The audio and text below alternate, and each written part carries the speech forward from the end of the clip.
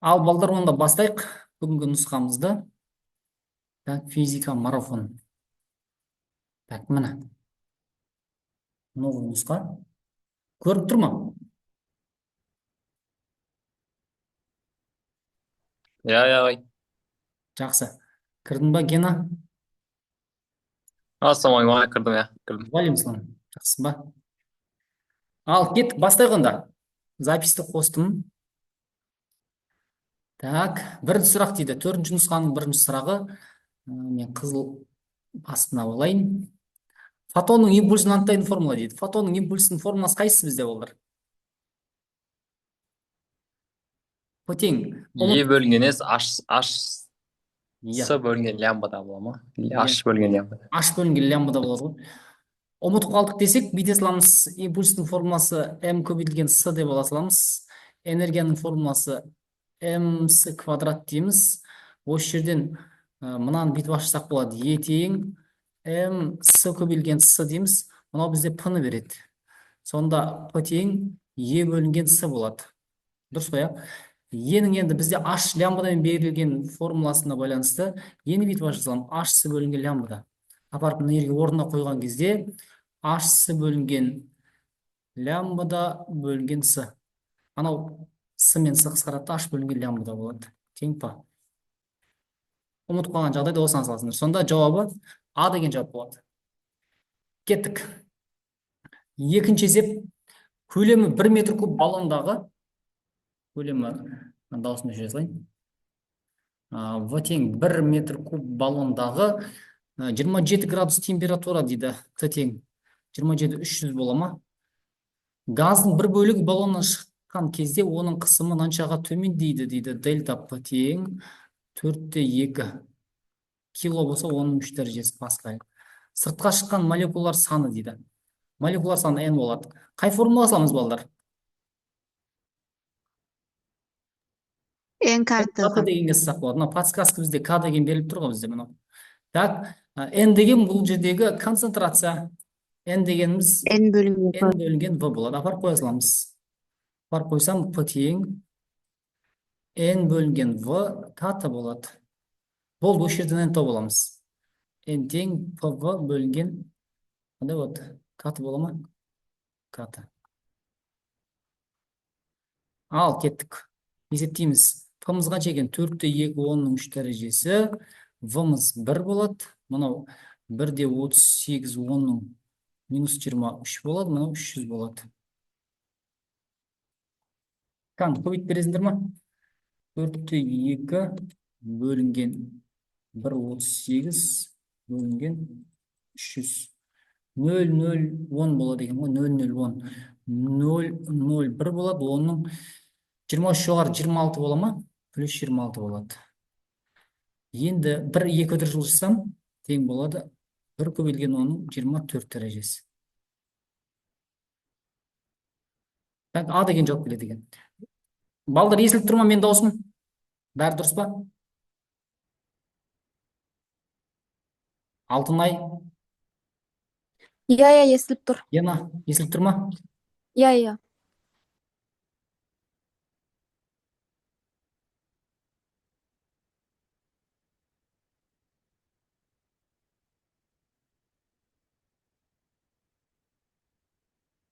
Балдар, мен даусым естіліп тұр ма сендерге? Иә, естіліп тұр. Жақсы. Мен Естіліп тұр. дауысын өшіріп қойғанға мен сендерді естімей қалыппын ғой, болды. Жақсы. Үшінші сұрақ. Суретте электр өзінің күш сызықтары бейнеленген берілген нүктелердегі өріс потенциалдардың қатынасы дейді. Мынау бірінші екен, мынау екінші екен. Қараңдар, электр өрісінің кернеулік векторы оңға қарай бағытталып тұр. Демек, мына жақта қандай заряд бар деген сөз, балдар? Оң заряд бар ғой. Оң заряд бар екен, оң зарядтан шығады. Енді Потенциалдардың кему реті ненің бағытына қарсы деген бар еді. Иә, фи дегені менде формуласы К У бөлінген R деген формула бар. Демек, фи менде R-ға кері пропорционал. Арақашықтық неғұрлым ұзаған сайын, артқан сайын потенциалын кеми береді. Біріншісі мына нүктеде тұр екен, мына нүктеде. Біріншісі сәл жақынырақ, мына зарядқа жақынырақ, мына У деген зарядқа. Ал екіншісі алысырақ. Сонда қайсының арақашықтығы көп болып жатыр? R1 кішкентай R2. Демек, қайсысының фи үлкен болады? Фи 1 үлкен болады. Фи 1 үлкен болады фи 2-ден. Өйткені фиім менде арақашықтыққа кері пропорционал. Сонда жауабы мынау болады. Бұл жерде ешқандай 2 есе 3 есе деген жоқ, өйткені бізде мына жақта арақашықтықтарын санымен белгілемеген екен. Кеттік ары қарай. 4-ші сұрақ. Электромагниттік индукция құбылысы кезінде индукцияланған токтың магнит өрісінің индукция векторы сыртқы магнит өрісінің индукция векторына қарсы бағытталса, қандай жағдайда қарсы бағытталатын еді ол? Мысалы, кальцияны алатын болсам, кальцияны. Осыған тұрақты магнитті енгізсем, NS болады. Бұлай қарай, V деген жылдамдықпен жақындатсам, қараңдар, индукциялық токтың бағытын анықтау. Мынаның индукциясы B деп белгілейміз. Ол жақындап жатыр, яғни артат индукциялық токтың өрісінің бағыты қай жаққа қарай бағытталады ол кезде? Қарама қарсы бағытталады. Қарама қарсы бағытталады, өйткені мыналардың магнит ағыны үлкен болған кезде, қарама қарсы болады, дельта F үлкен болған кезде, яғни артады болады, ол магнит ағыны артады. Жауабы D деген жауап болады.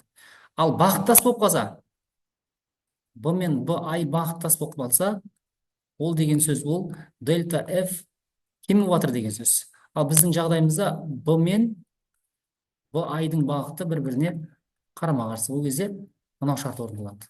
Бірінші шарт. Кеттік. Ленц ережесін дәптерлеріне бір қарап қойсаңдар болады. 5-ші, қалыпты жағдайда атмосфералық қысым 760 мм сынап бағанасына тең. Так. P0. 760 мм сынап бағанасы. Әр 11 метрге көтерілсе, бізде қысым 1 мм сынап бағанасына өзгереді екен. 143 метр биіктікке барса дейді. H тең 143 метр биіктік. Бүйте салайын да, нерге.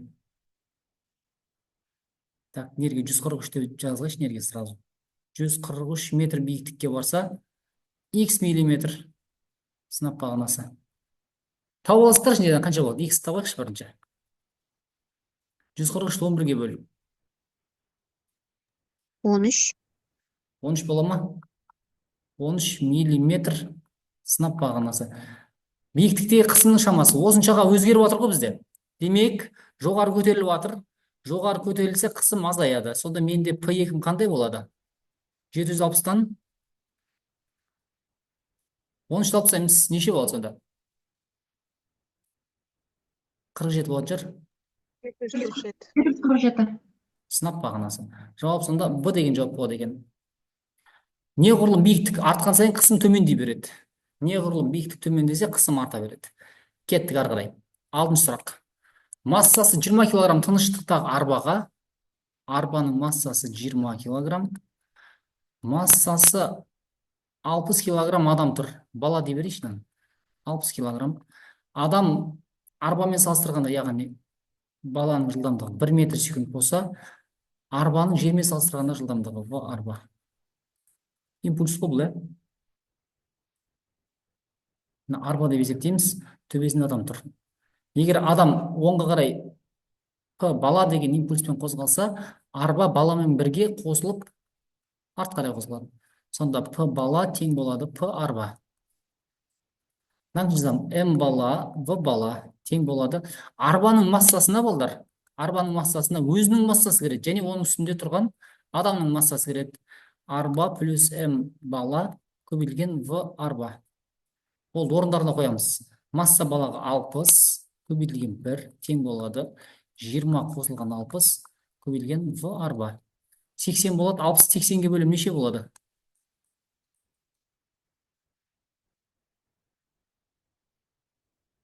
0,75 бола ма? 0,75 болады. Бағыты не болады? Оның бағыты теріс болады. Өйткені бала оңға қарай қозғалса, арба сол қарай қозғалады. Сонда мынау D деген жауапты белгілеп қоямыз. Жақсы, кеттік. Сұйықтың газ күйіне ауысуы не деп аталаймыз? Фазалық ауысу ғой бұлар, Фазалық ауысудың 6 түрі бар бізде. Қатты сұйық газдың. Бізде Сұйықтың газы айналуы ма? Булану емес пе? Булану. Булану болады, дұрыс айтасың. Керісінше болса же, керісінше. Конденсация. Конденсация болады. Газ сұйық болса, мынау болады конденсация. Сублимация сублимация. Қаттыдан газға айналады емес па? Қаттыдан газға айналады. Газға. Қатаю деген ол сұйықтан Сұйықтан қаттыға. Сұйықтың газға. қаттыға. Ой, қатты затқа. Қаттыға. Булану деген сұйықтан газға. Болды, кеттік. Десублимация деген бар ғой тағы, иә? Десублимация деген қандай ол? Газдың қаттыға. Дұрыс. Десублимация деген бар. Ол газдан бірден қатты күйге өту процесі. Кеттік. 6 түрінде жазып кете салдық. Жақсы, ары қарай кеттік. Булануды белгіледік. Кеттік. 8-ші сұрақ. Индукциясы 8 милли Тесла дейді. Менің қызыл ручкам қайда кетіп қалды? Табылайын. Индукция дейді. Б-сы екен ғой, Б-сы 3, оның минус 3 дәрежесі Тесла. Бір текті мониторында перпендикуляр енген протон қисықтық радиусы 4 см. R тең 0,04 метр болады. Протонның өріске ену кезінде кинетикалық энергиясын тапты. Кинетикалық энергиясын табамыз. Кинетикалық энергияның формуласын жазып аламын бірінші. mv квадрат бөлінген 2. Осыған сала салайын десем, не жетіспей тұр менде? Бұл жоққа ғой ол. Жоқ, v-ны мен қисықтық радиусынан табамыз. Қандай еді? mv меді? Бөлу кубы. Кубы болады. Дұрыс. Осы жерден v-ны тауып алайық. R кубы бөлінген масса болады екен. Бірінші осыған салам, кеттік, v-ны шығарып алайық. R деген 0,04 болды. Q деген 1,6, оны минус 19. Минус 19. B деген 3 көбейту 10 минус 3 бөлінген масса 1,67, оның минус 27. Так, 0,04 көбейту 1,6 көбейту 3 бөлемін 1,67. 1,11,4 дейді. 0,11,49, 0,115 десем болады екен. Тең 0,115, оның 25 дәрежесі болады. жоқ. 5 дәрежесі болады, 5 дәреже. Плюс 5 ба? 22 болады. Дұрыс, оның 5 дәрежесі болады. Метр секунд. Мынаны сәл дұрыс аяқтам, мынаны. Не деген сұмдық мынау дегендей. 1,15, оның 4 дәрежесі метр секунд деп ала берейінші. Жақсы. Так, енді не істейміз енді? Осыны апарып қоямын. Кинетикалық апарып қосыламын. 2 тең болады. Массамызды жазайық. Масса қанша еді? 1,67. 10 минус 27. 1,15, оның 4 дәрежесінің квадратын бөлу 2. Ал, кеттік. 1,115 ба? 1,15 еді. 115 қой. 9-да 6 көбейтілген 10-ның минус 24. 49-да ма? Жоқ, мен квадраттан. 1 деп алсақ болады ағай. Иә. 1-де 1 бола ма? 1 деп. 1-де 1 деп жазып. Жоқ. Минус 19, 1-де 1 болса, 19 бола ма? 19 болады. 8 дәреже, иә, 19. Сонда 110-да 4, оның Минус 21. минус 21. В общем, А жауабына келіп тұр ғой, А жауабына келіп Иә, тұр. А деген барып келеді. Болды. Жақсы. Симай қалайын деп қолды сәл мұны. Так, келесеміз. Радио қабылдағыштың қабылдау контурындағы катушканың индуктивтілігі дейді. L тең 10, оның минус 6 дәрежесі Генри. Ұзындығы толқында дейді, яғни толқын ұзындығы екен. 25 километр, оның 3 дәрежесі метр. Станция хабарын қабылдап жатса, конденсатордың сыйымдылығы қандай дейді. Осы формаға байқасаңдар көп келеді екен, иә? Есеп. Почти барлық нұсқада бар сияқты. Лямбда тең С көбейтілген Т. Т-ны ашып жазсам, 2π 2π болады. Мынаған апарып қоямын. Сол кезде лямбда тең С 2π L көбейтілген үлкен С. Орнына қоя берейін, прямо осы жерге квадраттап тауып аламыз. Лямбдаға 25 10-ның 3 дәрежесі, с деген 3 көбейту 10-ның 8-і жарық жылдамдығы, 6-та 20 жоқ, тұра берсін осылай. Пока 2π болып тұра берсін, 2π болып тұра берсін. Көбейтілген түбір асты L қанша? 10 10-ның минус 6 дәрежесі с. Квадраттаймын. Екі жағында бірдей квадраттаймыз. Мына жағын квадраттаймын. Мына жағын квадраттаймын. Так, 25-дің квадраты 625, 10-ның 6 дәрежесі, 3-тің квадраты қанша болады? 9 10-ның 16 болады. 4π квадрат, мынаның квадраты 40 болады сразу. Мынаны 10 деп алып отырық. Так, 10-ның минус 6 көбейтілген с болады. Ал, қысқартып алайық. Қысқаратындар бар ма? Мынау 10 болады. Так, 625 бөлінген 9-ға 4-ті көбейтсем неше болады? 36 болады. 36 10-ның мына жерде 10 дәрежесі, мына жерде тағы да бір 10 бар екен. 11 болады. 11-ден 6-ны алып тастасам 5 бола ма? Сондай бола ма? Иә. С болады. 625-ті 360-ға бөліп салайықшы, қанша болады екен? 1/73 ай. 74 деймін ба? 1/74 мкф болады, микрофарад. 1/74 болады, оның минус 5 болады, тең болады. 17-те 4 болып тұр ғой, сонда, иә? 17-де, иә. Минус 6 дәрежесі фарад болады. Сонда бұл барады, микроға барады. Мұны минус 6 деген менде микроны білдіреді. Болды, кеттік. Көп келеді екен осы формула. Гелийдің 100 мольның массасын тап дейді. Так, 100 моль деген ол мю болады. Массасы. Жиілік деп зат мөлшерінің формуласы қандай еді? М бөлінген мольдық масса болады. Массаны табатын болсам, ню көбейтілген мольдық масса. Масса тең нюға қанша болады? 0,4 болады. 0,4 килограмм болды ғой. А жауап. 0,4 бола ма? Иә. 0,4 болады ғой. Кг моль. А деген жауап болады екен. Жақсы. Кеттік. Велосипед мінген бала 8 метр секунд жылдамдықпен қадан асты дейді. 8 метр секунд жылдамдықпен. Қырдың ең үстінде оның велосипед орындығына түсірген қысым күші 320 ньютон. 320 ньютон. Баланың массасы 40 килограмм болса, қырдың үстінде қисықтық радиусы R сұрап жатыр ғой. Қисықтық радиусы наны мен салмақ деп бола берейінші. Салмақтың өзгерісі деген бар еді болдыр, иә? Иә. Тең. Қырдың төбесінде болса, мына жерде болса, салмақ арта ма, кемей ме болдыр? Артады. Жоқ. Төбеде. Кеміп тұр ғой. Кемейді. Төменде артатын еді ғой. Төбеде кемейді. Төбеде кемейді. Төменде артатын еді ғой деймін. Иә, төменде артады.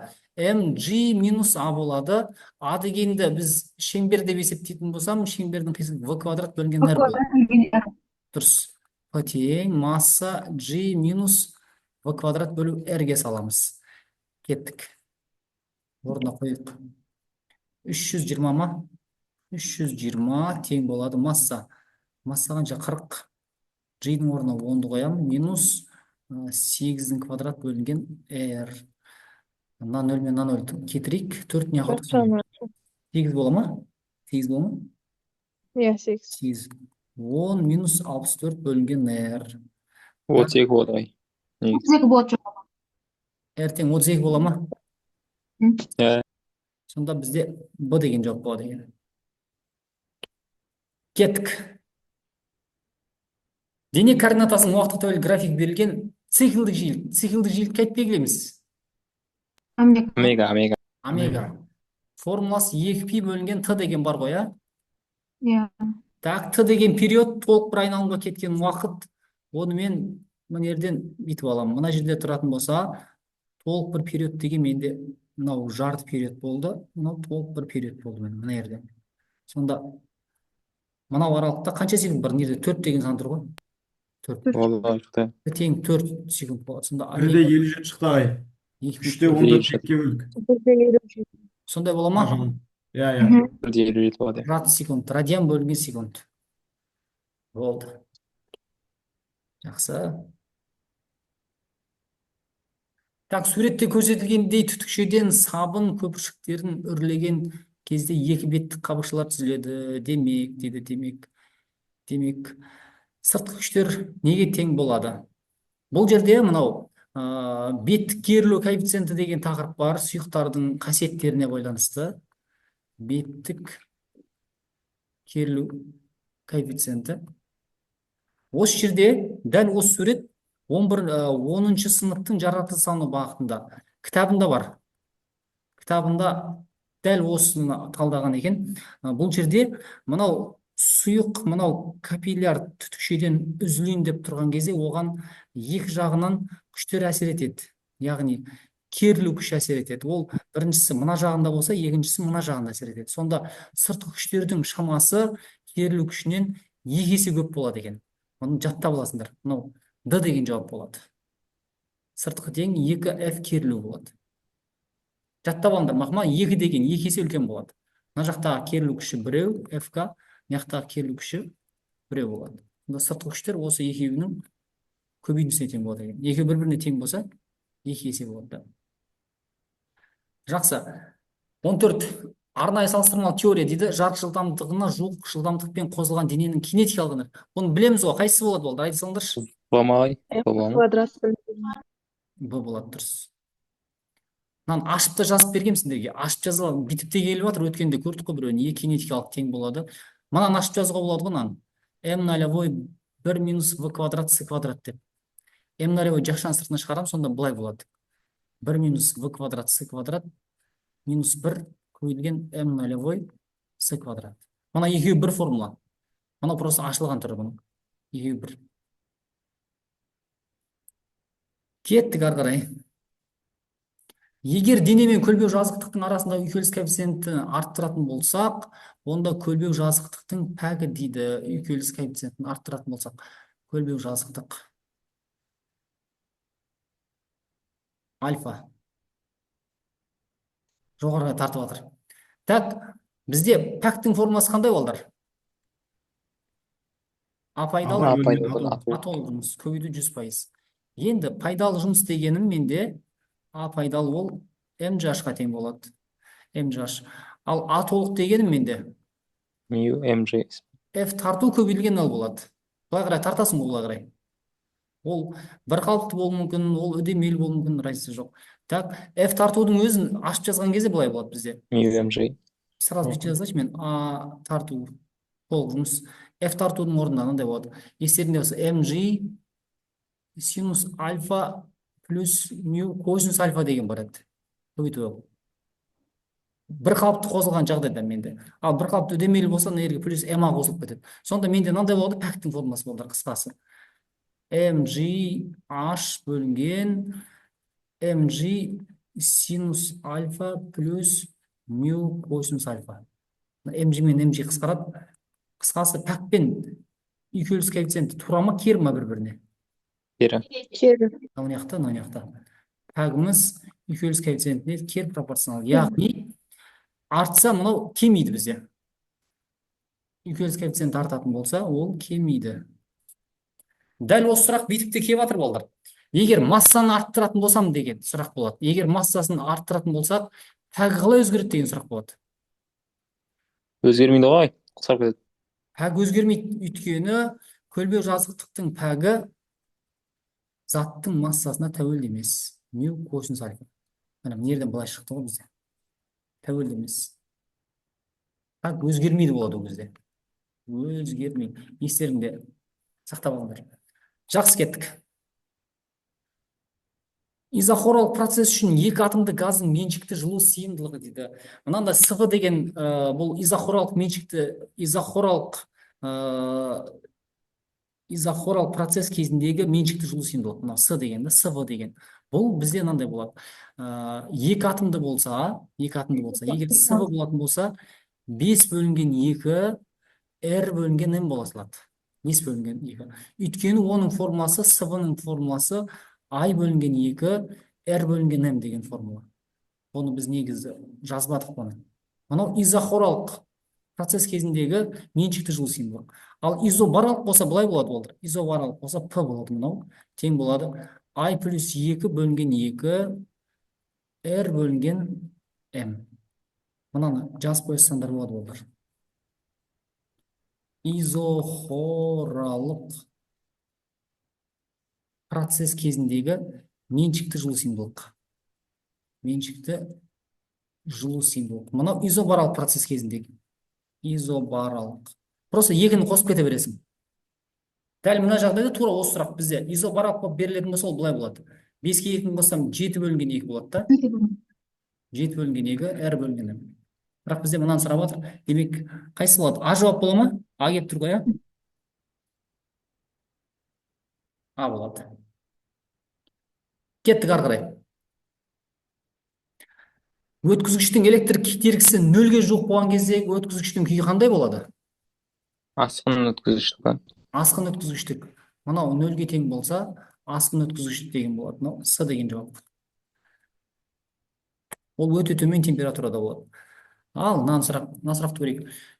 Суретте жолақ магнит көрсетілген, Б нүктесіндегі магнит өрісінің күш сызықтарының бағыты дейді. Так, Б-ны тауып алайын мен. Б деген мына нүкте екен мен. Б деген мына нүкте. Көріңдер ғой, а? Так, N полюс пен S полюс тауып алайық. N полюстен индукция векторы шыға ма, кіре ма? Шығады. Ол шығады. Былай болу керек мына. Былай. Сонда Б нүктесіне келген кезде қандай болады? Б нүктесіне келді міне. Бағыты қай жақ қарай болды? Төмен болмай? Қалай? Жоқ. Оңға қарай. Оңға қарай, солай ма? Оңға қарай болып тұр, оңға. Сонда Б нүктесіне келген кезде оңға қарай болады.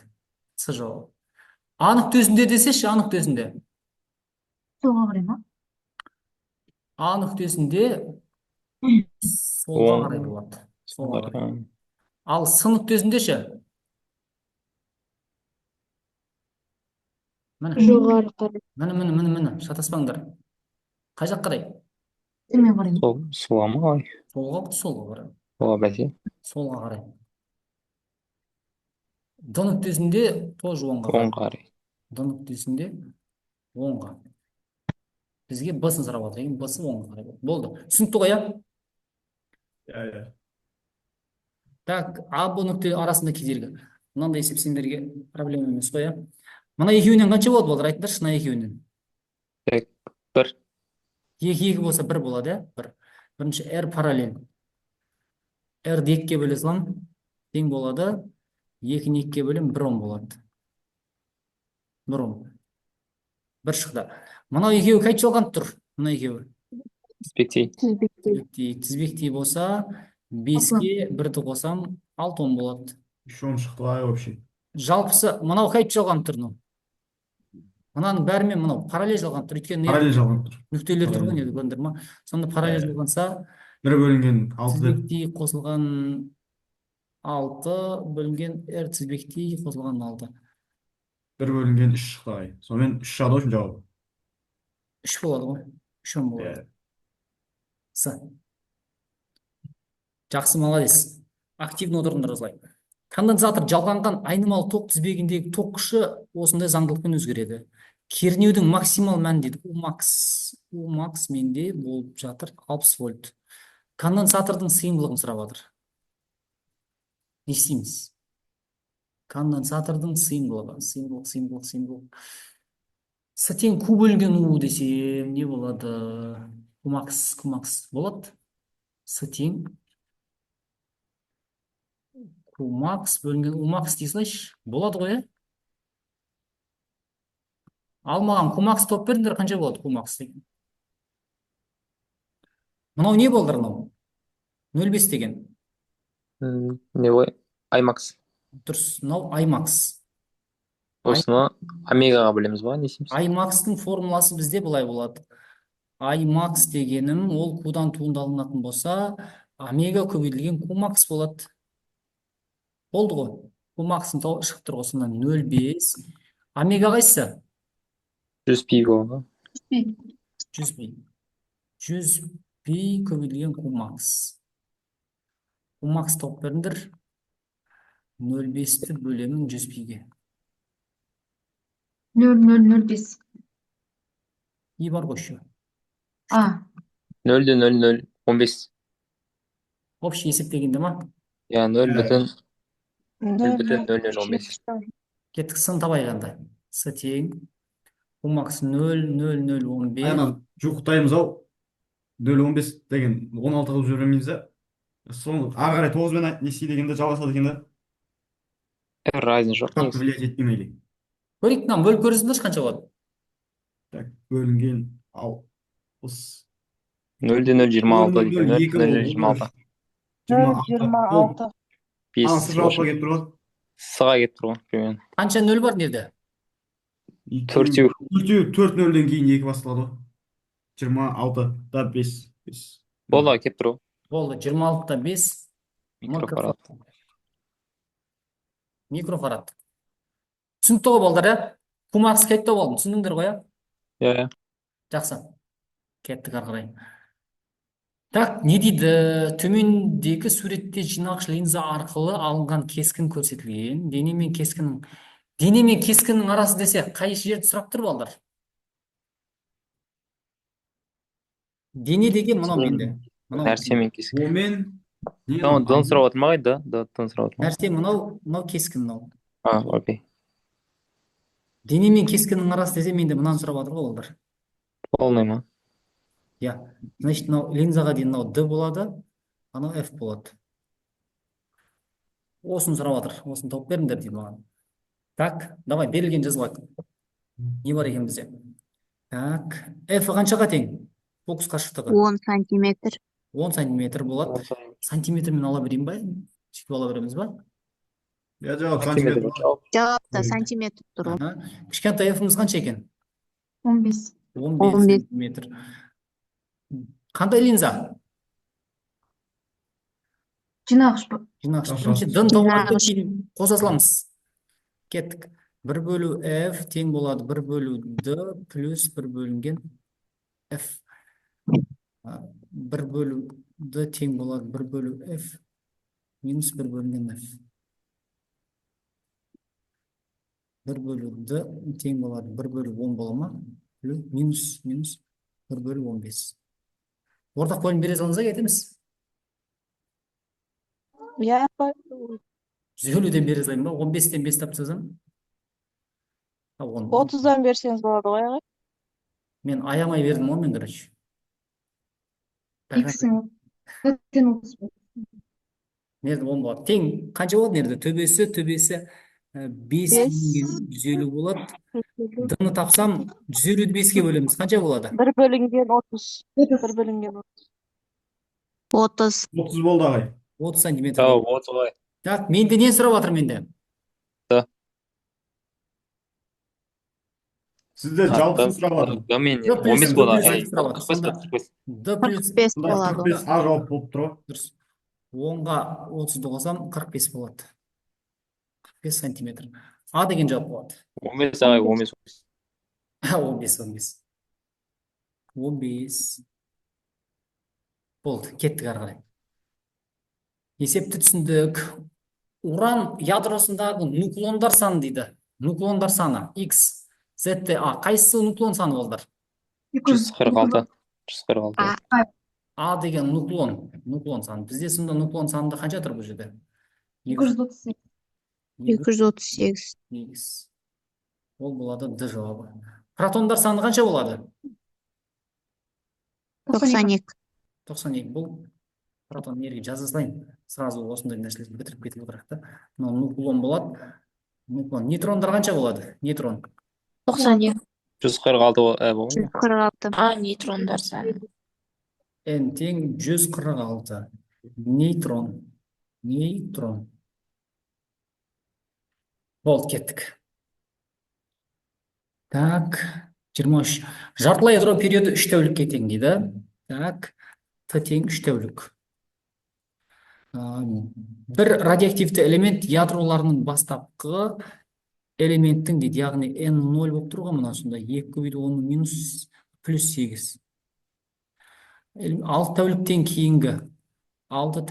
кейінгі ыдырамай қалған ядролар санымен дейді. Ыдырамай қалғаны n болады, және ыдырауға ұшырағандардың пайызы дейді. Дельта n-ді немен сұрап тұр бізде? Пайыз бойынша. Так, айтыңдар, жартылай ыдырау периодының формуласы n тең n нолевой N нолевой 2 минус 2 дәрежесі минус т санатыға бөлінген бөлінген. период. Так, қоямыз орнына n тең 2 көбейту 10-ның 8 дәрежесі көбейтілген 2 минустың қанша, менде кішкентай айтым 6 бола ма? n тең 2 көбейту 10-ның 8 дәрежесі 2-ның минус 2 дәрежесі. 2-ның минус 2 дәрежесі қанша болады? 1 бөлінген 4. 1 бөлінген 4. 10-ның 8-і көбейтілген 1 бөлінген 4. Мына мен мынау қысқарады. 0,5 оның 8 дәрежесі. Дұрыс, 10-ның 8 дәрежесі. Так, бүйтіп жазсам бола ма? 5 10-ның 7 дәрежесі десем бола ма? Иә, 5 10-ның 7 дәрежесі дейді. Менде бірақ жауап бар екен. Что оңай болып тұр. Енді қанша бөлігі ыдырап кетті деп жатыр. Бастапқыда 2 болған. n нолевой 100% болады да. 2 болған. Ал соңында қалды 0,5 қалды. 0,5. 4-тен 1 бөлігі қалды. Ыдырап кеткен қанша болды сонда дельта n? 1,5. 1,75. Жетпесе. 3 бөлінген 4 қой. 4-тен 3 бөлігі ғой. 4-тен 3 бөлігі. Яғни 0,75 болады ол. 75 пайызы. Болды. Түсіндіңдер ғой балалар, сұрақ жоқ қой, Жоқ. кеттік. Так, суретте күннің толық және шала тұтылуы көрсетілген. Бұл жарықтың қандай заңы? Түзу сызықты таралу. Түзу сызықты тарау. Дұрыс. Так, көлеңкенің пайда болуы деген сол еді ғой. Кестеде тік жоғары лақтырылған дененің көтерілу биіктігінің уақытқа тәуелділігі берілген. Кесте мәліметтер бойынша дененің түсуі болады. Мынау күшті есеп болдыр. Қараңдаршы. Шатасып қалу ықтималдылығы жоғары. Бізде басқаша еді бұл кесте. Жоқ, ол басқа есеп қой ол. Да, типа, бұл жақта v0 бар ма сонда? Ұқсас соған, ұқсас. В0 бар Или ғой. dy көп па бұл жақта, еркін түсуде? Қара, жоғы еркін түсуде бірде ғой. Соған ұқсас, бірақ сәл басқаша есеп. Қара. Тік жоғары лақтырылған дененің көтерілу биіктігінің уақытқа тәуелділігі берілген дейді. Кесте мәліметтер бойынша дененің түсу уақыты дейді. Қараңдар болар. Денені мына жерде тұр. Дене тұр. Оны v0 деген жылдамдықпен жоғары лақтырамын мен. Ол жоғары көтеріліп жатыр, биіктігі артып жатыр ғой, иә? Бір жерге барады да төмен түседі. Енді қараңдаршы. Уақыт 1 секунд өтті, 1 секунд. Қанша метрге барды? 45. 45. 2 секунд өтті, 80 метрге барды.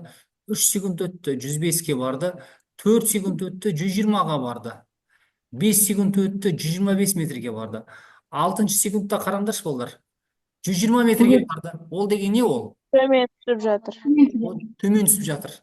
Ол мына жерден бастап қараңдар. Барды, қанша секунд барды?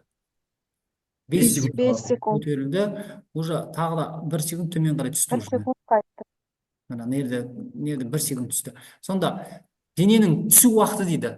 Түсу уақыты деген бұл жерде не деп тұр сонда? 4 секунд бола ма? 6 секунд болады. Қанша уақыт көтерілсе сонша уақыт түспей ма?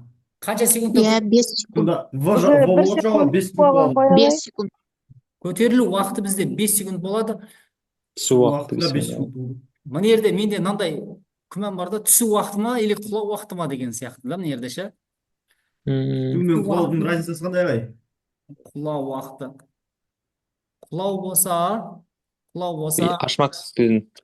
иә, көтерілумен бірдей болады да, түсу деген мен просто ауада қозғалып қайттан жерге түсуге қанша уақыт кетті деп сұрап жатырмын деймін. Негізі мен 5 дегенді ойланбай белгілеймін негізі да. Бірақ мына жерде ұшу уақыты деп қойса, ұшу уақыты дейтін болса, ол кезде мен 10 секундты белгілеу керек. Болды. Ұшу болса 10 секунд. Егер тура осындай есеп кездессе сендер белгілейсіңдер 5-ті, бірақ сразу апелляцияға жазып кетсеңдер болады. Өйткені қате шығып қалуы мүмкін. Өйткені түсу уақыт деген ол құрастырған адамның не ойлап құрастырғанын білу керекпіз да, біз соған попадаться етсең дұрыс болады. Ал егер ол ұшуды меңзеп сұраса, ол кезде оң болып кетеді. Болды. Біз қазір 5 белгілеп ары қарай жүре береміз. Құлау уақыты деп есептеп. Кеттік. Термодинамикалық эксперимент дейді. Тура өстіп тұра берсін. Үлкен болып тұра берсін. Так. Толық көрініп тұр ғой сурет, иә? Оқушылар эксперимент жасапты. Бастапқы температурасы 10 градус болған. Т0. 10 градус болған. 10 минут. Бүйте салайыншы. 600 секунд болады. 10 минутта 5,04 килоджоуль жылу жұмсады дейді. 5,04, 13 дәрежесі дж. Так. Короче, ары қарай сұрай береміз. Амперметрдегі ток күші дейді. Амперметр деген мынау тұр. Амперметр. 8 ғой.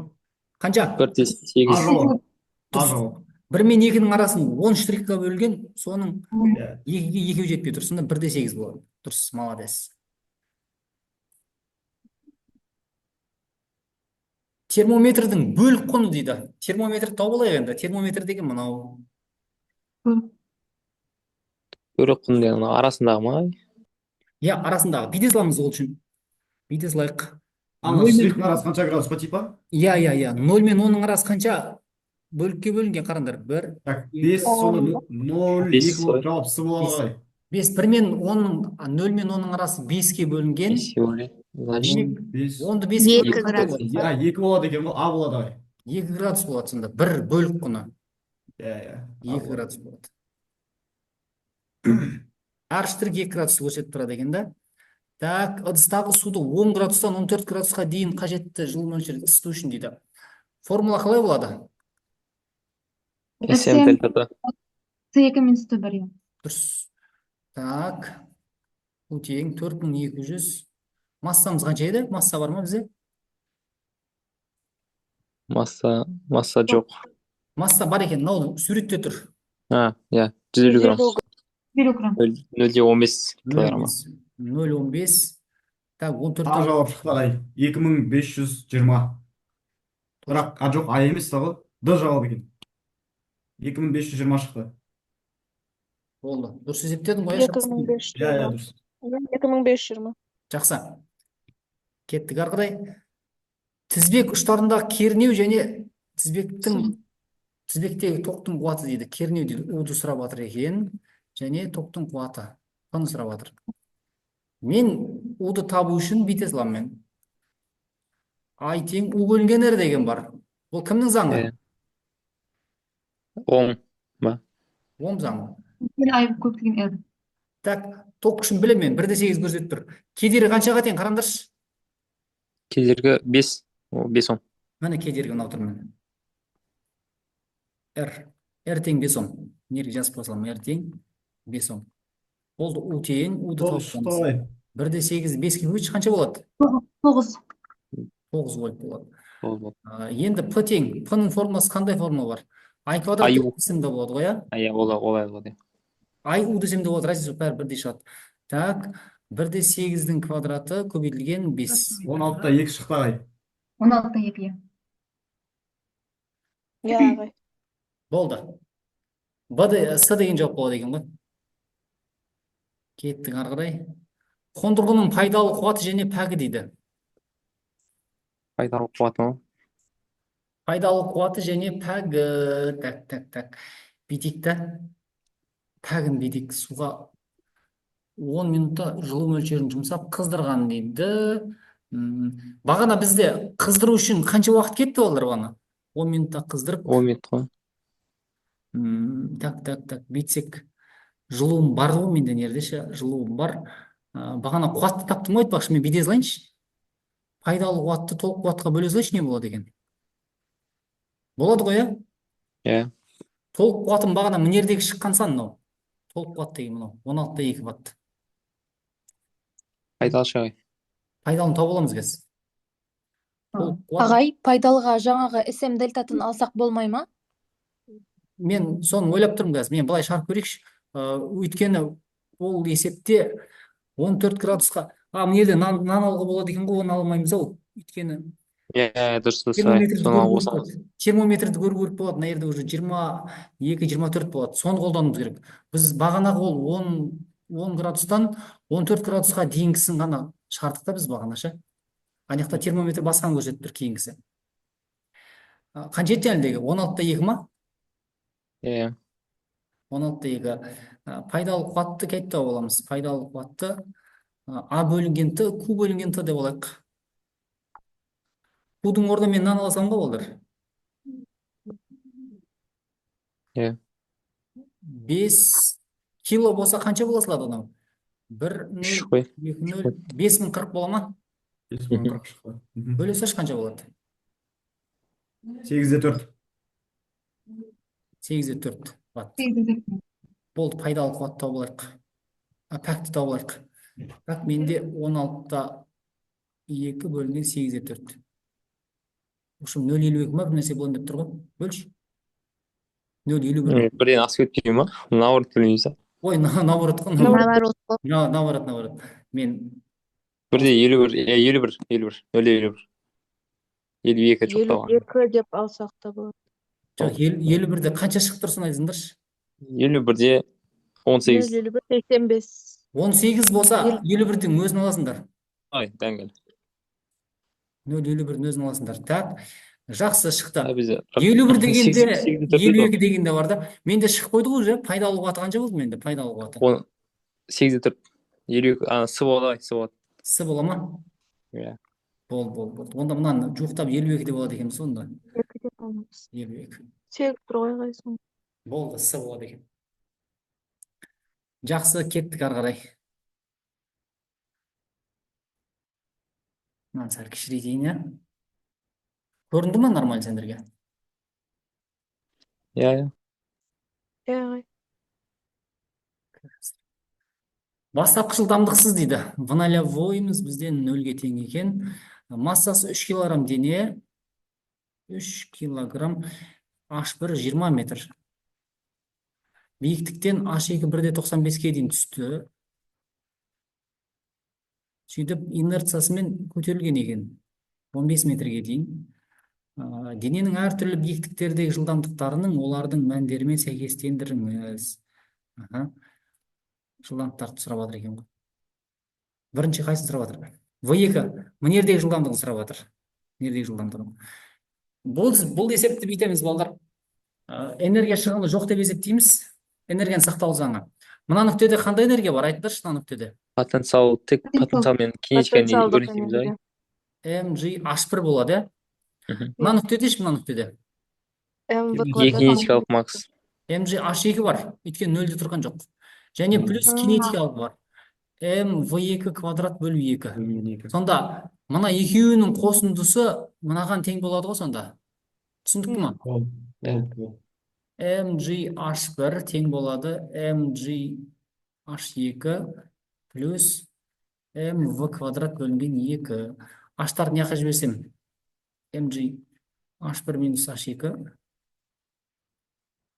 mv квадрат бөлу 2. Массалар қысқартып тастаймын. Бұны тапсам 2g H1 минус H2. Давай есептеп берсіңдер қанша болады?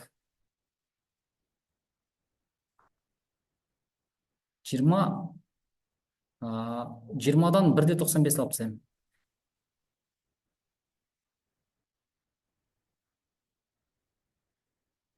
19 болады, 19 ровно. 19 метр секунд бола ма? Бұл менде V2 болады. Неге V2 деп қойдым? Болды, бір жауап шықты. Так, V2-дегісі 19 болады екен. 3 керек па? Енді 3 керек екен. 3-ті кетті аламыз. 3 қайып ма?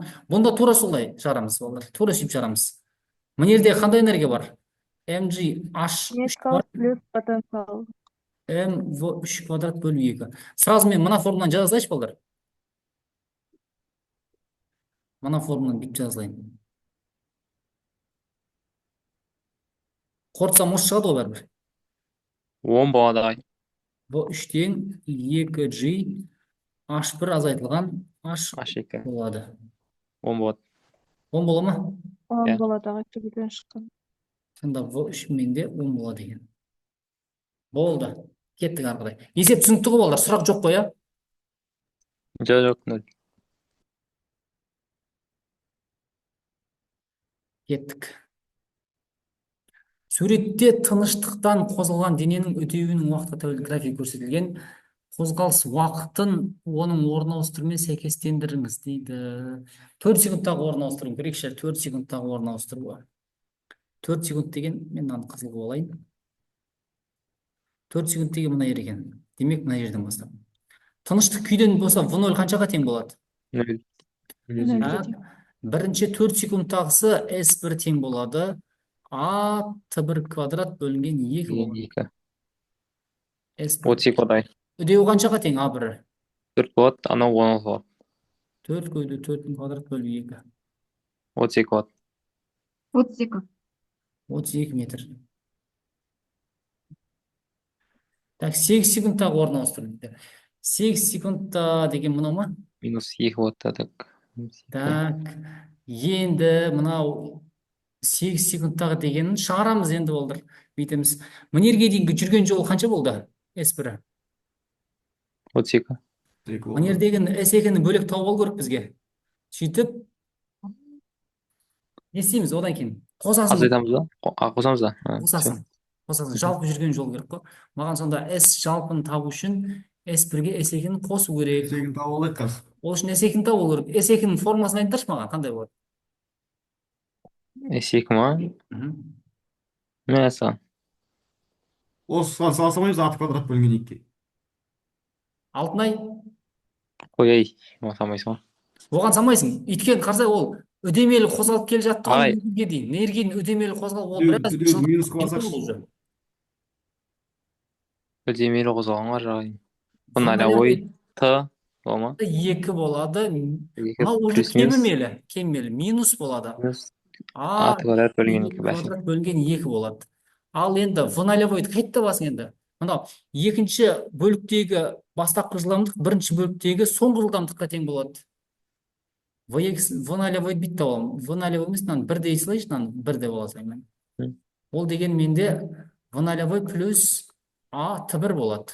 Деген 0-ге тең. Осы жерден v1-ді табатын болсам, менде A1. V1 менде болады қанша? A4 көбейтілген 4 бола ма? 16. 16 метр секунд. Кеттік, енді S2-ні табамыз. S2 тең 16 көбейтілген. Т2 қанша? 4 пен 8-дің арасы. 8 болады. 4 болады. Я. Минус үдеуім қаншаға тең? A2. Минус 2. Мен уже минус нерге қойып қойдым, 2-ні қоя берем. 4-тің квадраты бөлінген 2. 16. 3, 48 болады. 48. 48 болады. 48 метр болды. Енді 8 Қоссақ секундтағы жүрген жолын табу үшін мен S1 32-ге А. қосамын 48-ді. 80 болады. 80 болады. 80 метр болды. 80 болмай тұрған. Болды. Сонда мынау 80 метр болады. Болды, четкий есеп қой негізі. Әдемі есеп. Сұрақ бар ма? Жоқ. Жоқ. Жақсы. 20-33 жезеп көрейік. Суретте катушканы тесіп өтетін магнит ағынының уақытқа тәуелділік өзгеріс графигі көрсетілген. Электр қозғаушы күші мен осыған сәйкес келетін график бөліктерін сәйкестендір дейді. Біріншісі, электр қозғаушы күші 0-ге тең болатын бөлік дейді. Электромагниттік индукция. Дельта F бөлінген дельта Т. Соған салсақ, 0-ге тең болатын жері С-да бола ма? Тұрақты болады. Я, егер дельта F өзгерсе ғана бізде мынау EQQ пайда болады, электр қозғаушы күші. Ал ол өзгермесе, бізде F-міз, дельта F 0-ге тең болады. Яғни F тең констант болса, Е-міз қаншаға тең болады бізде? 0-ге тең. Мынау С мен дар аралығында өзгермей тұр ғой ол. Дельта F 0-ге тең. Яғни эпсилон 0-ге тең болады. Сонда жауабы қандай болады? 0-ге тең болатын бөлік С мен Д болады. С мен Д болады. Модулі бойынша ең үлкен болатын графиктің бөлігі дейді.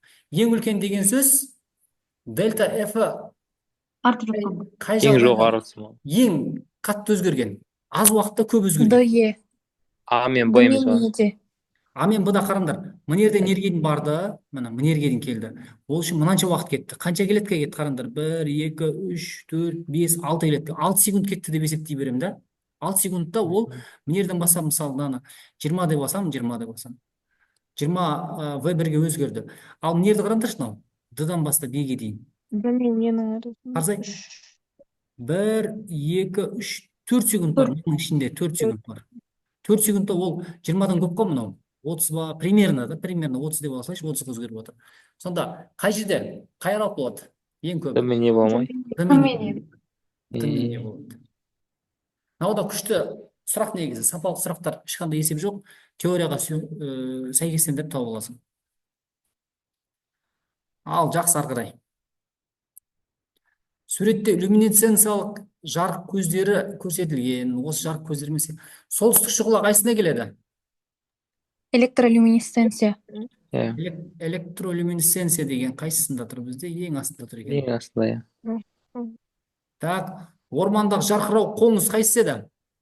Хемилюминесценция. Хемилюминесценция. Хемилюминесценция ғой. Шатаспаймыз балдар, шатаспаймыз. Жақсы, ары қарай кеттік. Суретте атомдардың өзара әсерлесу күштерінің олардың арақашықтықтарына тәуелділік график көрсетілген. Үшінші сызық атомдардың өзара әсерлесу күштерінің тең әрекет күші болса дейді. Үшінші сызық кім бізде? 3 деген мынау тұр ғой. 3 деген. Тең әрекетті күш болса, бір мен екінші сызықтар мен күштердің түрлерін өрнектеңіз дейді. Бірінші сызық. Мынау тұр бірінші сызық. Мынау екінші сызық. Қараңдаршы. F тұр. Арақашықтыққа F-міз тура ма, кері ма? Атомдардың өзара әрекеттесуі, так. Бүйтіп да, мынау ғой. К, Q1, Q2 бөлінген R квадрат. F-ім R-дің квадратына кері пропорционал. Дұрыс қой, а? Кері пропорционал. Яғни мынау артса, мынау кемейді, мынау кемесе, мынау артады. Біріншісін қараңдар, біріншісі. Арақашықтық артып батыр. Мынау кеміп батыр. Демек, қандай күш болады біріншісі? Үйкеліс деңізші. Жоқ, үйкеліс болмайды. Үйкеліс деген Ес болып кетеді ғой. Серпімділік па? Жоқ. Тартылыс болады. Тартылыс күші болады ғой. Тартылыс бола ма? Арақашықтық артып батыр, анау кеміп. Тебілу болады онда. Тебілу болатын шығар. Арақашықтық артып батыр, анау кеміп батыр. Так, тартылыс күші, серпімділік күші. Мынау менде тартылыс күші бола ма? Так, қараңдар, мынау былай қарай кетіп жатыр. Бұл парабола. Тармақтары жоғары қараған болса, қандай болатын еді балдар? Жоғары қараған болса. Парабола. Тартылыс емес па? Былай болса. Так, мынау тартылыс болса, мынау тебіліс болады. Екеуін бірі болып тұр ғой. Мен қазір мынаны сәл шатасып тұрмын да қазір. Мынау төмен қарай түседі. R0 ғой. Мынау былай қарай кетіп жатыр. Артып баратыр ғой. Артып баратса. Мынау жақындап жатыр мынаған, мынау жақын, мынау алыстап жатыр центріне. Так, мынау екеуі. Біріншісі.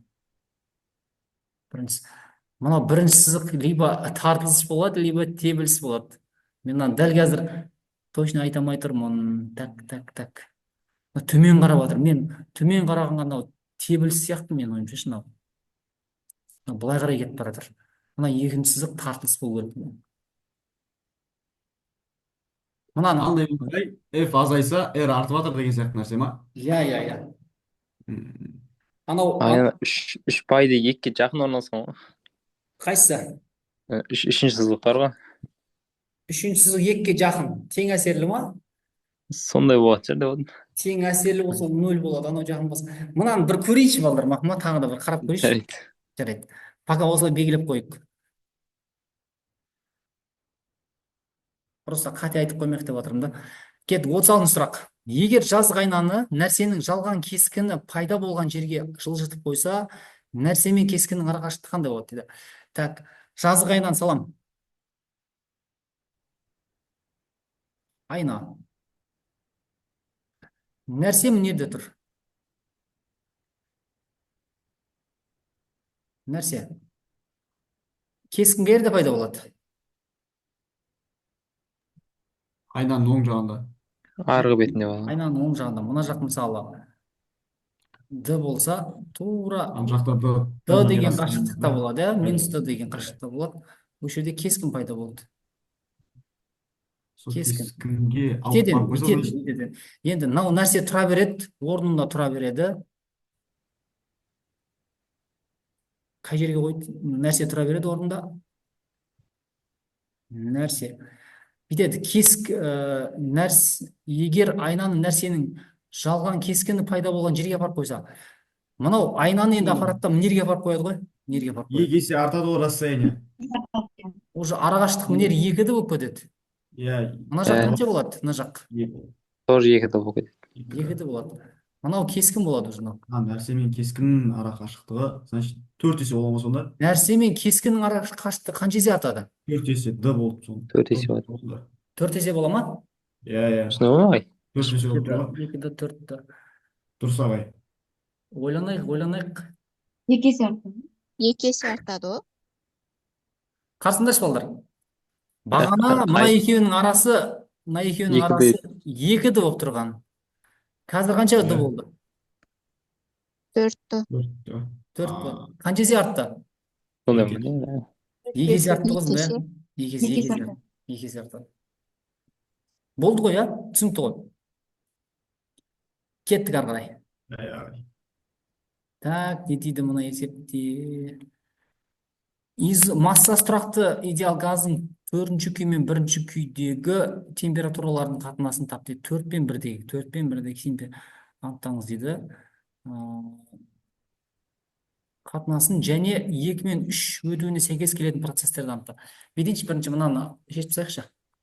Қай процесс екенін шешіп тастайық. Изохорлық процесс. 2 мен Изохора. 3-тегі мынау аралық. Көлем тұрақты ма? Демек изохора болады. Изохоралық процесс. Ол бір жауап кетті. 4-ші күй мен 1-ші күйдегі температуралардың қатынастары дейді. 1-ші күй деген мынау ғой, иә? 1-ші күй деген мынау. 1. 4 деген мынау екен. Давай. Менделей клапейрон теңдеуі. P0, V0, T0 тең болады. P, T. Дұрыс, константа болады да. Так, P0 қанша менде? 2P0. 2P0. 2P0, V0 V0. бөлінген T0 болсын, тең болады. Так, мнердегісі P2 менде P0. болады. 0. Менде 5V0 болады. 5.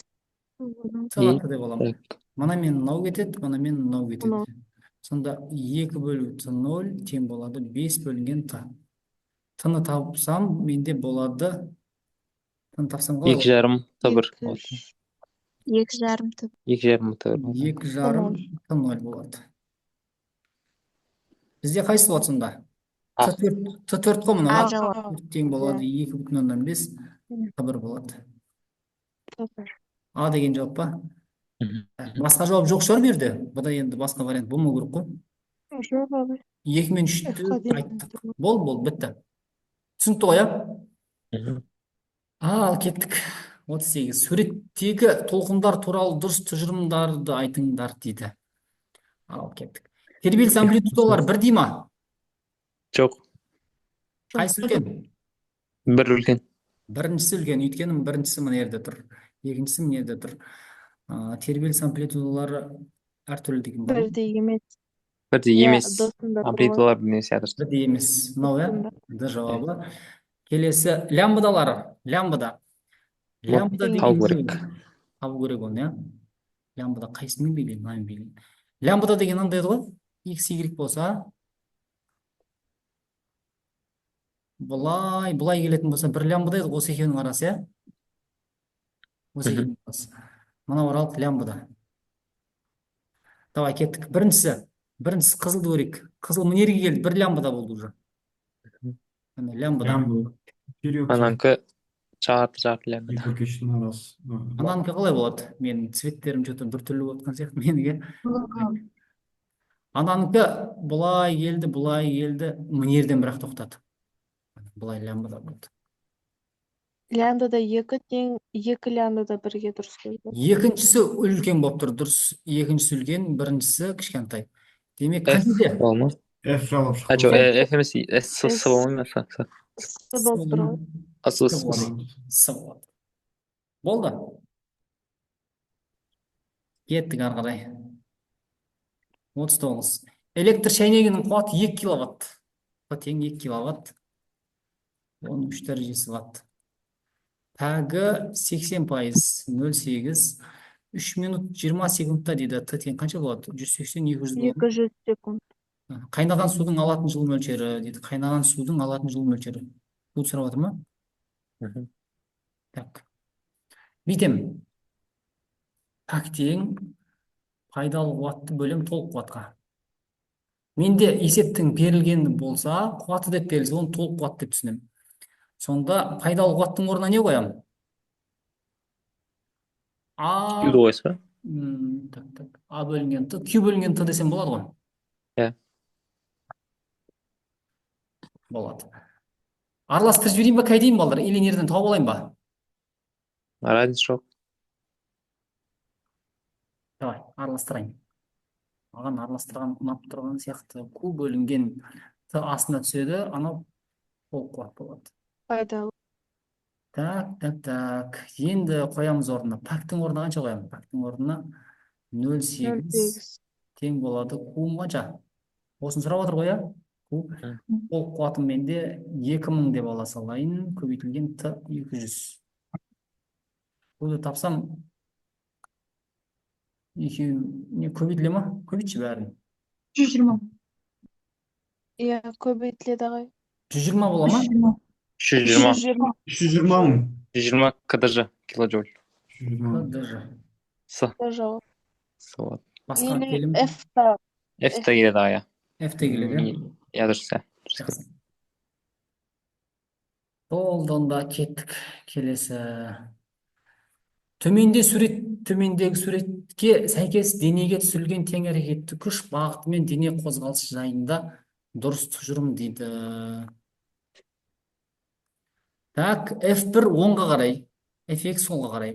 Мынау стрелканың ұзындығы күштің шамасымен есептеледі. Демек, қайсы күштің шамасы үлкен бізде? F1 үлкен F2-ден. F1 үлкен F2-ден. Демек, дене қай жақ қарай қозғалады? Оңға қарай. С жауапты отыр ағай ол. Оңға қарай қозғалады. Үдеудің бағыты қай жақ қарай болады? Тоже оңға Оңға болады. қарай Д жауап болып тұр. Дұрыс. Тең әрекетті күш оңға қарай С мен деген Д. С болады. Т және Т. Дене үдеумен оңға қарай қозғалады. Bir қалыпты, дене бір қалыпты оңға, үдеумен солға қарай тең әрекет жоқ. Болды. Болды ғой, бітті ғой мынау нұсқа. Бітті ай. Назарларыңа рахмет болды ғой. Так, бітті, иә. Мен ойыма ештеңе салмайсыңдар ма? Так. Ана Бір есеп бар еді ғой, кейін көреміз. Маған бір есеп бар еді, молодец, естеріңе түсті. Так, ол менде қай жерде тұрады? Так, үшінші нұсқа дегенді бар қазір.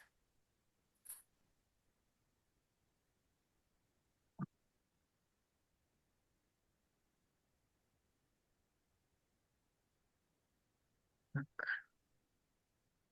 Полный экран деген қайсы еді? Показать деген.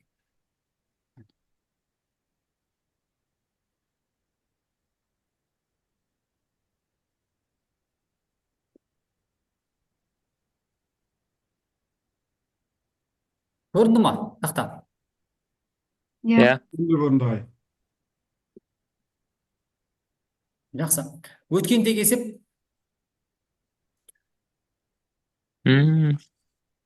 так бүйтеді. Суретте көзілдірік линзасынан алынған кескінмен дене көрсетілген. Осы көзілдірікті тағатын адамның көзілдіріксіз анық көру қашықтығы дейді. Ал қараңдар, мынау көзілдірік қой мынау. Мынау көзілдіріктің жалпы схемасы. Осындай линзадан жасалған көзілдірік дейді. Бүйтейік. Оны шығару үшін басында бүйтейін мен. Так. д очки дейік. д нолевой деп ала берейін ба? Мгм. д очки тең болады. Формулада 1 бөлінген д0, Плюс минус 1 бөлінген д. 1 бөлінген д0 бола ма менде? Так, 1 бөлінген д0 қалыпты көз болады. Бұл очкидіңкі болады. 1 бөлінген нерге д деп ала берейін. Минус 1 бөлінген не болады? F болады. Так, енді бүйтейік. Қалыпты көзіңкі қалай болады? 25 сантиметрден алып көреді ғой. 1 бөлінген д Д нолевой болады. нолевой. Д нолевой болады. Минус 1 бөлінген д. Көз ойыс линза ма, дөңес линза ма? Дөңес. Ойыс линза ғой. ойыс қой. Дөңес қой. Ойбай, дөңес, ой, дөңес. Көзіңді Дөңес ой деген болып көрсең, жалпы- дөңес деген дөңес домалақ қалай? нәрсе керек. Так, енді қараңдар. Мынау көз мынау. Қалыпты көз. Енді ақауы бар көзді айтамыз. Ақауы бар көз, ақау деп қойыңызшы нерге. Ол былай болады. 1 бөлінген д плюс 1 бөлінген не болады? F бола ма? Мгм. F болады. Так, мына жерде мына екеуін шатастырмас үшін мен нерге бүйтіп қояйын нерге. Нерге 1 деп қойшы нерге. 1 деп қойайын. Қараңдар, менде 3 теңдеу пайда болды. Енді бүйтеміз. Жалпы адам мына көзбен көретін болса, ол идеальный көреді. Д нолевой менде 25 сантиметр. Ал оның көзі мынандай екен, ақау болып тұр. Яғни сәл не то көріп жатыр. Енді осы ақауды жою үшін оған бізде очки жазып береді ғой. Мынаны екінші теңдеу дейін. Мына очки жазып береді мынандай. Шашыратқыш линза. Сонда біз бүйтеміз. Яғни мына көздің дұрыс көретін көздің оптикалық күшін шығару үшін маған ақауы бар көзге плюс д очкидің оптикалық күшін қосуым керек. Міне, былай болады. Енді осы мына 1, 2, 3-ті мына теңдеуге келіп қойған кезде, сол кездегі мына жердегі д-ны табу керек қой маған. Мына жердегі д-ны табу керек. Есепте д-ны сұрап жатыр. Екінші формуладағы. Енді әкеп қойып, д көздіңкі 1 бөлінген д0 плюс 1 бөлінген f тең болады. Ақаудікі қандай болады? 1 бөлінген д болады. Плюс 1 бөлінген f болады. Плюс 1 бөлу д1. Қарап тұрыңдар балдар, қандай кетіп қалмайды. Минус 1 бөлінген f1. Менде жаңағы мына жердегі адамның торламасы, сетчатка бар ғой, бұл өзгермейді. Яғни бізде мына мен мынау қазір қысқарып кетеді қазір. Мен түстерім аяқты мен түстерім. Мына жерде екеу бар. Мына мен мынау қысқарады. Сонда маған табу керек мына д1-ді д1 ма қайсысы еді бағана? Мынаны табу керек қой мен. Мынаны табу керек. Мынаны есептеу керек. Сонда қалды менде 1 бөлінген д0 тең болады 1 бөлінген д плюс 1 бөлінген д1 минус 1 бөлінген f1 болады. Мына формула қалды. Так, мына жердегі д1 деген менде мынау. д1 деген нәрсе мен линзаның арасы. д1 қаншаға тең болады? Айтып беріңдерші. Нәрсе деген мынау. Мынау ғой. 5 сантиметр. 5 сантиметр. 5 сантиметр болады. Так, f1 деген мендегі нәрсе мен кескіннің арасы. 3/33. 3/33 сантиметр болады. Ал бағанағы мынау д0 деген менде қалыпты көз. Қалыпты көздің ең жақсы көру қашықтығы 25 сантиметр. Ол досын бәрін орнына барып қоямыз. Так, қайыр есептейік. Мына жаққа есептейміз ба? 1 бөлу 25 тең болады. 1 бөлінген д-мыз қанша еді? Соны сұрап жатыр ғой, д плюс 1 бөлінген д1 менде 5 болады. Минус 1 бөлінген 3/33. Так. Мынаны есептеші, 1-ді 25-ке бөлші қанша болады? 0,04. 1 бөлу д. 1-ді 5-ке бөл. 0,2. 0,2 ма? Ағай, в общем, жұқтап алғанда жауабы 7/1 болды. Сондай болады ғой. Мынаны есептей салшы, енді аяқтай салайық. 1-ді 3/33-ке бөл.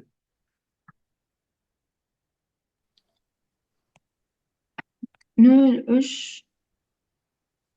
Көп сан шығады. 0,3 деп алғыз ағай. 0,3. Жақсы, в общем, мына жерде д-ны тапқан кезде, жуықтап алған кезде 7-де 13 па 14 па сондай шығады. Жуықтаған кезде 7-1 сантиметр болады. Мына жердегі F деген жауабына тура келеді. Ол осыны еске сақтап алыңдар. Дәл осы есеп келетін болса, сәл ауырлау есеп екен.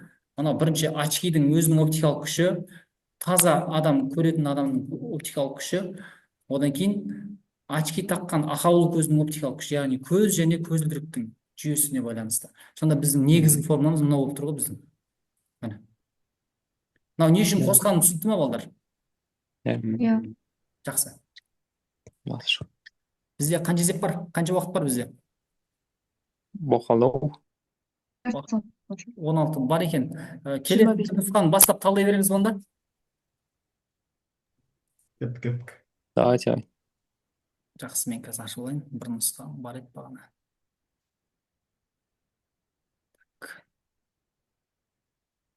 Мына жерде ана 5-ші нұсқа деген қайталанады екен да, сол үшін мен 6-ші нұсқа дегенді аша берейін. Бізге барынша көрмеген есептерді талдаған дұрыс қой. Так.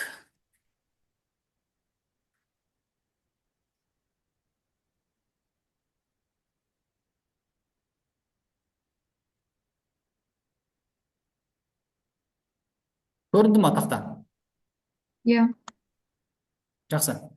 Иә. Не айтып қалды?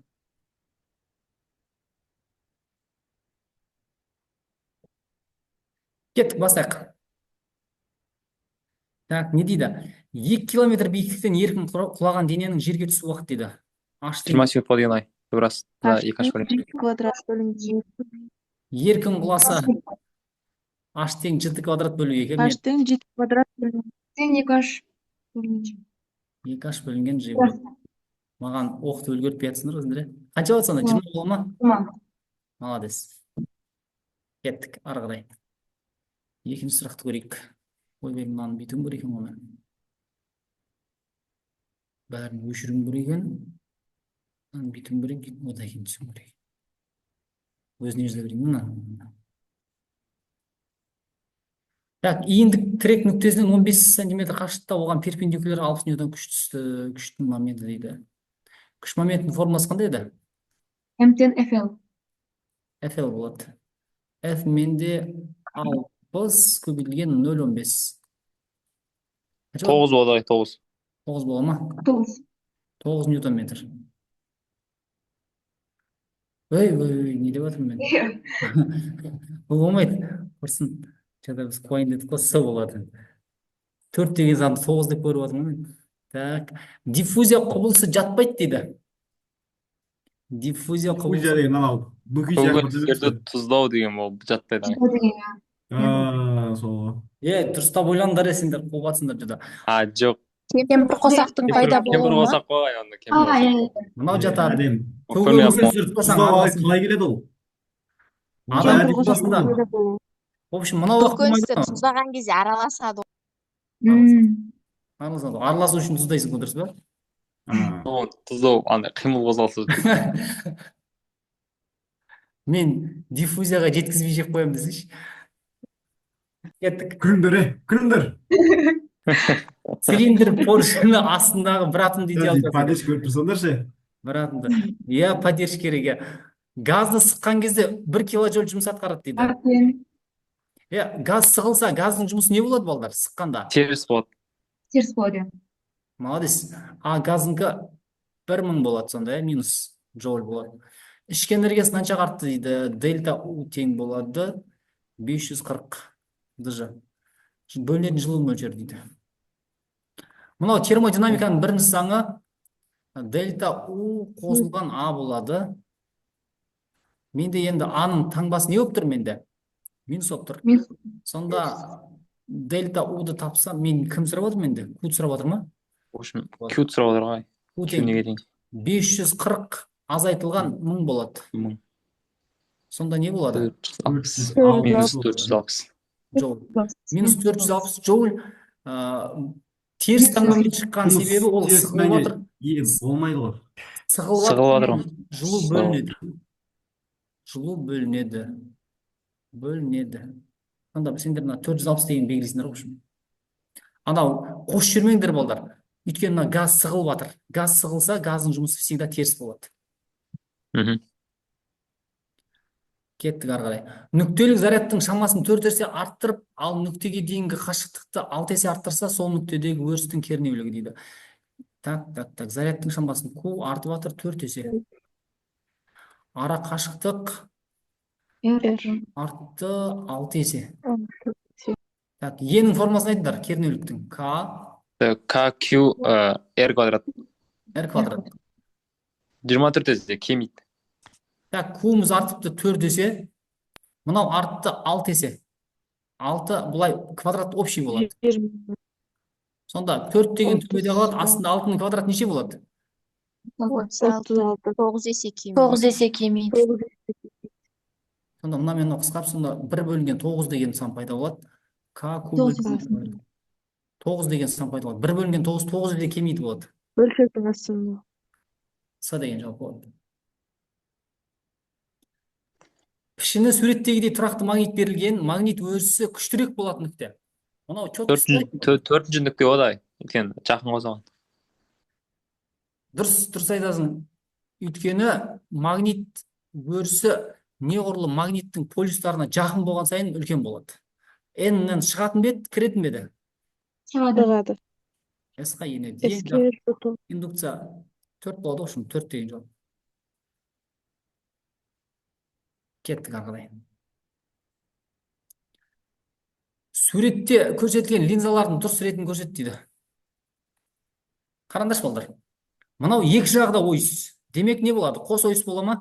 Қос ойыс болады. Қос ойыс. Қос ойыс. Мынау үшін мынау. Так, Дөңес. былай. Дөңес ойыс бола ма? Дөңес Дөңес ойыс ойыс. әді, соңы дөңес ойыс әді. Дөңес Жазық ой. Мына дөңес жазық болады. Мына Жазық ойыс. жазық ойыс болады. Жазық ойыс. Жазық ойыс. Жазық ой. Жазық ойыс. Енді одан қатты шатаспайсыңдар, өйткені бір бағытта шығарамыз ғой барлығын. Сонда қос ойыс, дөңес ойыс, жазық ойыс. Д бола ма? Иә. Д болады. Бүйтіп тұрса не деп белгілейсіңдер балдар? Бұлай тұрса. Қос дөңес па? Қос дөңес деп айтуға болады. Қос дөңес. Так, оны былай қойсаң. Ортасы сияқты дұрыс. Цилиндр ыдысқа құйылған сұйықтың гидростатикалық қысымы тәуелді болады. Гидростатикалық қысымдың формасы қандай балдар? Гидростатикалық ρGH. Дұрыс. ρGH. Яғни тәуелді, роға тәуелді. Биіктік пен тығыздыққа. Биіктік пен тығыздыққа деген қайсысы? В. Б жауабы. Дұрыс айтасыңдар. Так. Массалық сан дегеніміз не? Жоқ. Протондар.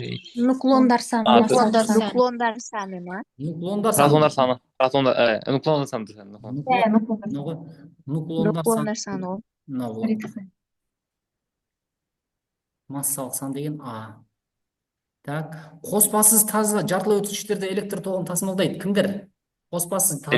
Электрондар мен кемтіктер. Дұрыс, молодец. Электрондар кем. Так.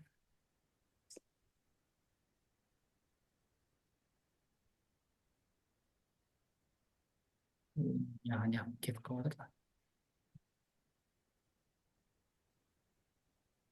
Так, балықшы қалтқы дегенде сол үшін 10 секунд ішінде толқын 10 секундта дейді. 10 секундта толқында 20 тербелі. N-іміз 20 тербеліс байқаған, ал көршілес екі толқын өркештерінің қашықтығы дейді. Көршілес екі Лямбда 1,2 метр. Лямбда. лямбда 2-4 болады. таралғы жылдамдығы қандай болады? Бірінші кім тауып аламыз? Жиек тауып N бөлінген төмен. Екі бола ма? Екі одай. Так, Лямбда тең жылдамдық бөлінген U. дұрыс. Жылдамдық тапсам екеуі бір-біріне көбейте салады. 2-4 болады. Лямбда 2-4. 1-2 көбейтілген 2. Ол болады Д деген жауапта екен. Жақсы. 12-ші сұраққа келіппіз ғой. Ұзындығы 10 см математикалық маятник гармоникалық тербеліс сайт период тап дейді. L тең 0,1. Екі порция не еді? Лагман. Лагман. Лагман. Қарын тоғойды ме болныр, Кеттік, сразу айттым ғой. Так, 6/28. L-іміз Көбейту 0,1 болады, 0,1 бөлінген G-іміз 10 болады. 0,628 А деген вариант бар. 0,01 А деген вариант бар. Соңғы жауап па? Иә, соңғы жауап. Молодец. Кеттік. Айт. Редивистік ұзындық тыныштық ұзындығына не есе қысқа дейді. Так, L тең L нолевой бөлінген 2. Дұрыс қой. Қозғалыс жылдамдығы. 0,67 болатын еді ма? Сондай еді ғой негізі. Так, L тең L нолевой түбірасты 1 минус V квадрат С квадрат. Мынаның орнына L0 бөліп 2 деймін. Тең болады L0 1 минус V квадрат бөліп С квадрат. Мына мен қысқарады. 1 бөлінген 2 тең түбірасты болады. Квадраттайым. 1 бөлі 4. 1 минус V квадрат С квадрат. V квадрат бөлі С квадрат тең болады. 3 бөлінген 4 бола ма? Иә, 3 бөлінген 4 болады. V тең түбірасты. Түбірасында 3 бөлінген 2 С. Түбірасты 3. Түбірасына 3 бөлінген 2 S. Так, бұл мына ма? Б ма? Б жауабында. Б жауабы. Жақсы. С ғой, С емес па? С жауабы ғой. С ғой, ай. Түбірасында 3 түбірасында 2 бөлінген 2 ол. Кешіріңдер, кешіріңдер. Ей, мынау не өшірмейді. Өшір. Сюда салсам. Тақсы ма? Ары қарай кеттік. Суретте денелердегі механикалық кернеулердің сыртқы күшке тәуелді график көрсетілген, аудандарының арасындағы байланыс дейді. Аудандарының арасында байланыс. Бидік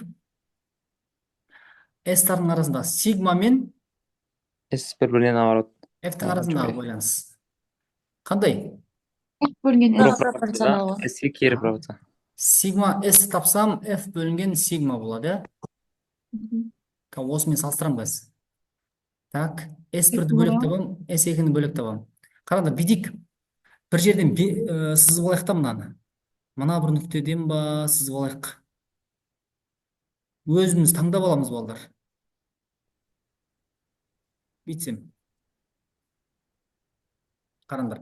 Әр клетканы мен 1 деп есептеймін. 1, мынау 2 болсын, 2 ньютон. Мынау 1 болсын, мынау 2 боласасын. Болады ғой, Мгм. Так, S1-ді тапсам, менде F1 бөлінген сигма 1 болады. Тең. F1-ім қанша менде F1-ім? 1 болып қалады ғой, 2 Бір-бір. Мынау 2-ні 2-ге бөлем 1 болады. 1 метр квадрат. S2-ні тапсам, F2 бөлінген сигма 2 болады. F2 қанша? 1 бөлінген 2 бұл 1 ғой. Мынау 2. Бірде екіншісін отыр екен ғой. Мынау болады, сонда бірде 1, то есть, иә, бірде 2. 2-ні бөлем қаншаға? 1-ге ма? 1-ге. Иә, дұрыс, иә, 1-ге бөлем. Сондай бола ма? 2 болады.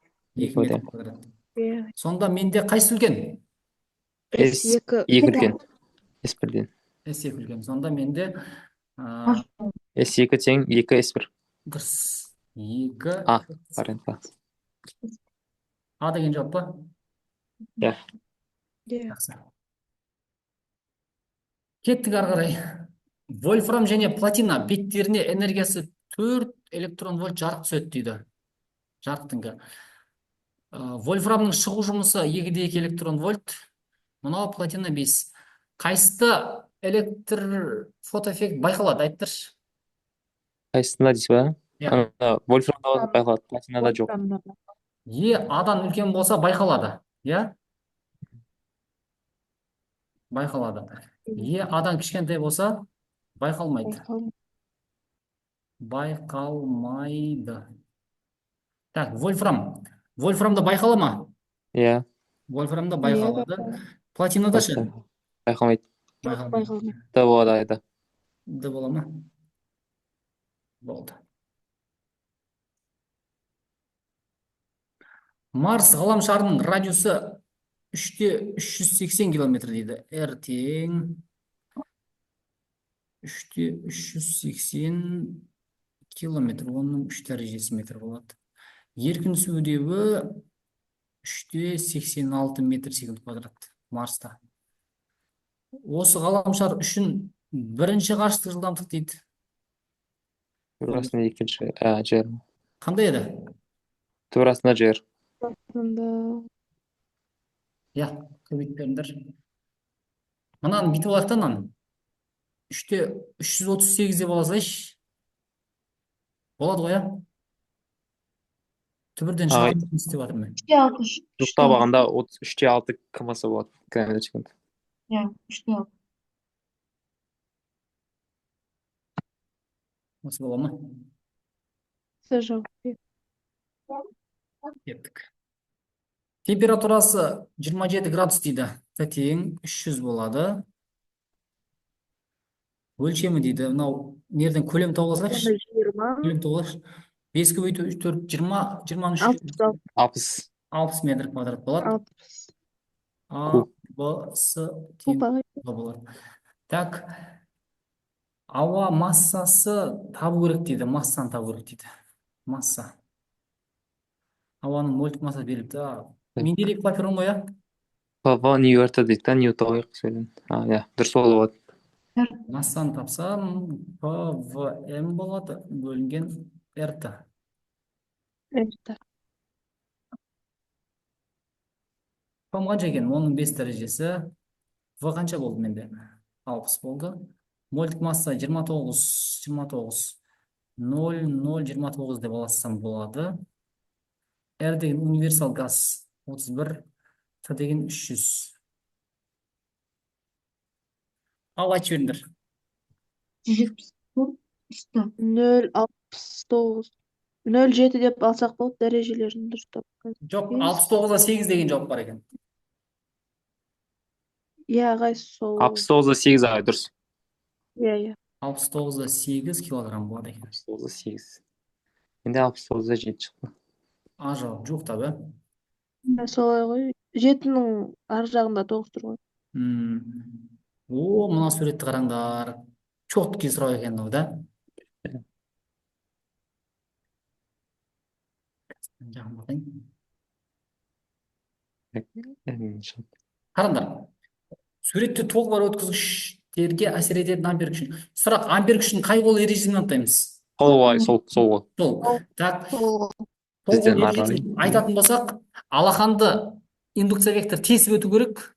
Тоқ күші Тесіп 4 өту саусақпен бағытталу керек. Енді, қараңдар, индукция векторы мінерді n-нан шығады ғой былай қарай, иә? Иә. Осы алақанды тесіп өту керек. 4 саусақтың бағыты мынау. Ай. Сонда алақанды қайтып қоясыңдар. Былайына қоямыз ғой. Былай қоямыз.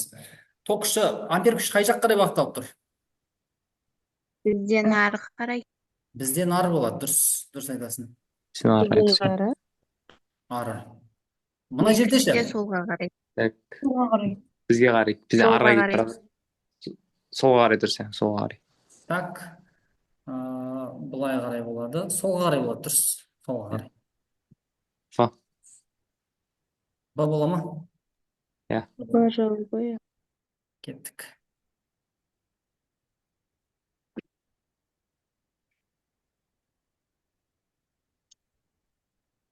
Ұзындығы 20 сантиметр толқында дейді, лямбда.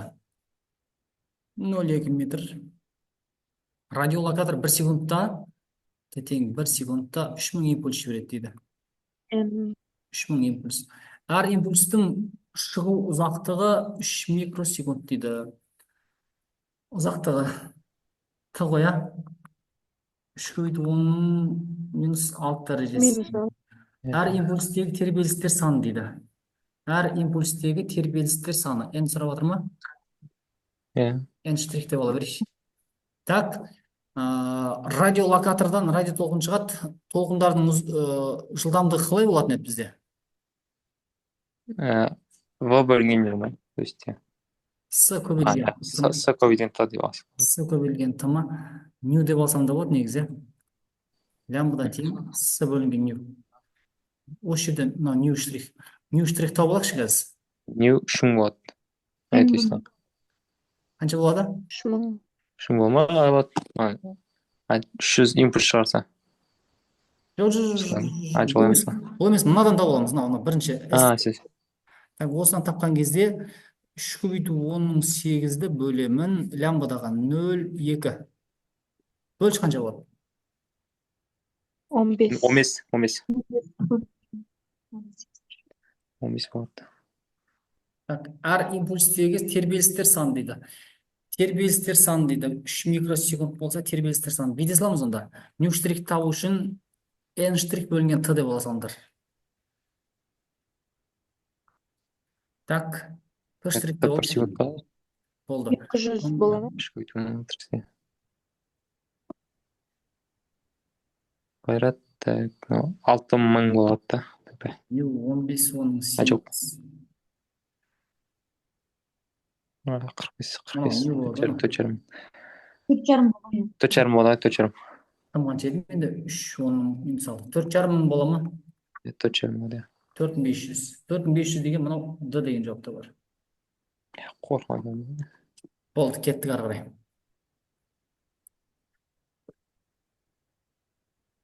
Есеп шығарып үлгеретін сияқтымыз. Оны сендер оңай шығарасыңдар. Мына жерден қанша шығады? Так, 2 ма? Жоқ, иә, дұрыс 2. 2 бола ма? Оғаннан қосам қанша болады сонда? 6. 4 қосып 2 тең 6 болады.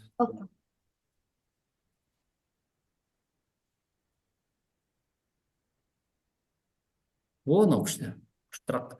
Суреттегі ядродағы нуклеодармен көрсетілген элемент дейді. Так.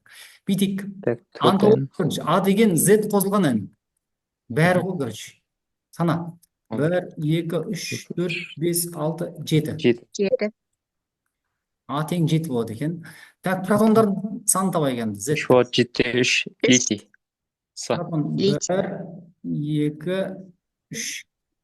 3 болады. Сонда X деген менде 3-те 7 деген элемент. Қайсысы болады? Литий. Литий деген болады. Литий. Оны есепті осымен аяқтайға, осымен, мұнау зор есеп негіз. Кетеді, индукциясы B біртекті магнит өсінде, индукциясы B, ұзындығы L, кедергісі R, өткізгіш орналасқан, дельта Т уақытта ол дельта X қашықтыққа орын ауыстырса, индукциялық тоқтың шамасын тап дейді. Қарасыңдаршы, мынау кедергі, басында мына тұрған өткізгіш. Тоқ жүргеннен кейін, мынау дельта X, яғни екінші мына жаққа жылжыған ғой мынау. Осы кездегі индукциялық тоқтың шамасын сұрап жатыр. В общем, ампер күшінің әсерінен қозғалып жатыр. Енді бүйтем. Индукциялық тоқ деген менде электромагниттік индукция құбылысы. Надан болады? Дельта F бөлінген дельта Т болады. Дұрыс қоя? Екінші, так. Неге байланыс аламыз? U бөлінген R-ға саламыз ба? U бөлінген дұрыс. Ом заңын айтыңдаршы маған, ом заңы. I тең U бөлінген I квадрат. Тең U бөлінген R. U бөлінген R, енді индукциялық тоқ болған үшін мен E бөлінген R деп аламын мен мынаны. Иә. Так, қараңдар, астынан E-ні табатын болсам, I R болады. Мынаны ашамын тағы да, оны ашсам эпсилон тең, B өзгермейді, бірақ дельта S өзгереді менде. Бөлінген Т болады. Осы екеуін теңестірем ғой мен қазір енді. B көбейтілген дельта S бөлінген Т тең болады. Ерге дельта. Тең болады I көбейтілген R. Енді қызық бізге S табу керек. Дельта S табу керек. Дельта S деген табам. Дельта S деген мынау аудан ғой болдар, мынау аудан. 2 пер ма? Пер квадрат па? Қара, Пер квадрат. мынаның ұзындығы, пер. жоқ. Мынаның ұзындығы 4 бұрыш болып тұр ғой болдар. Былай ғой, мынаның ішін табу керек қой мен мынаның ішін. Болды. Мынау L деп тұр ғой мен, көрдіңдер ма? Мынау дельта X. Дельта X көбейтілген болады. Көбейтілген L. Дельта X болады. Апарып қоямын жерге B көбейтілген L дельта X бөлінген дельта T тең болады IR. Осы жерден I табатын болсам, айтыңыз. B L дельта X бөлінген Делта Т. дельта R. T болады. R. Оңай екен ғой. Қайсысы болады? Бұндай вариант B В. ма? B А. болады. Иә, дұрыс. Астында. B болады екен. В. В. Так, біз келдік, қанша сұраққа келдік болдыр? 20 22 сұраққа келдік ғой. 22. Болды. Енді келесіде бүйтеміз, келесіде басқа бір нұсқаны талдаймыз да, одан кейін осыны жалғастырып шығарамыз. Сол кезде келесі аптада осы бітеді ғой, осы и тағы да бір нұсқа бітеді. Сәрсенбі. Қазір. Жақсы балдар, мен онда аяқтаймын сабақты бүгінге. Давайте. Үй тапсырмасын жібермедіңдер көбісің балдар. Мен қазір керек десеңдер кім жіберген, мен қазір көрсете аламын мен сендерге. Ұялып қаласыңдар. Амір жіберген жоқ, Нұрайым жіберген жоқ, Заңғар жіберген жоқ, Жасылан жіберген жоқ, Азиз жіберген жоқ, Жалғас жіберген жоқ. В общем, осылай. Біразын жіберген жоқсыңдар. Тапсырманы жіберіп отырыңдар.